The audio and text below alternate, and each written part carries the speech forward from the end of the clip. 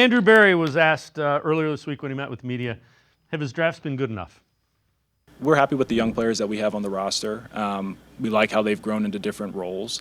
A number of them are playing key positions for us, and we'll continue to look to bring young talent onto the team, especially with a full slate of draft picks. With the cap hits that you face with Deshaun coming up, how much will that limit you from a roster building standpoint, especially if he winds up not being your starting quarterback? As I mentioned earlier, Scott, we never look at anything in a single year time frame. We'll be able to build the team. Casey, I find that interesting. He's got something in mind, clearly, and he's been really good with the cap. Relative to the draft picks, you got to remember they haven't been great. I'm not defending him, but he hasn't had ones. You traded him away because you thought you were getting your franchise quarterback. And if you look, everybody wants to point to John Dorsey. We pulled up John Dorsey's draft where he didn't have a first-round pick.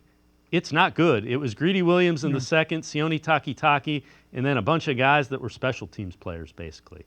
So now, he didn't have the first-round picks because he traded him away, but his drafting hasn't been great, but it hadn't been as bad as fans want to make it out to be. You can look at every GM, and you're going to point out a number of misses.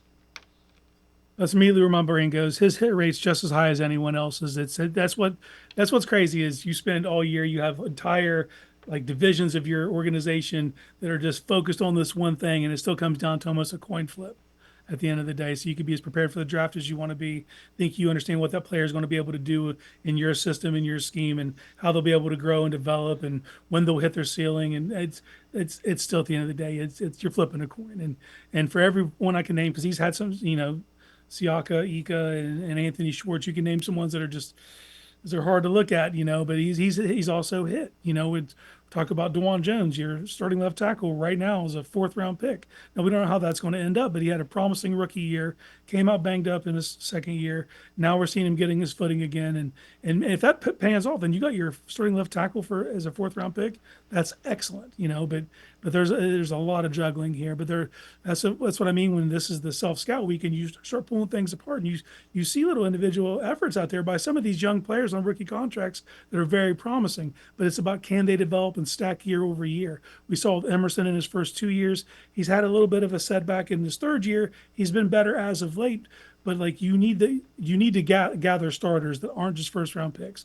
You can't just rely on your first-round picks to build your team. You have to hit rounds 1 at least through 5. Every now and again, you pull one of those 6 or 7s, and they end up being a contributor. But it's a conglomerate of effort. But they definitely need to reevaluate how they look at certain positions. I'll say that.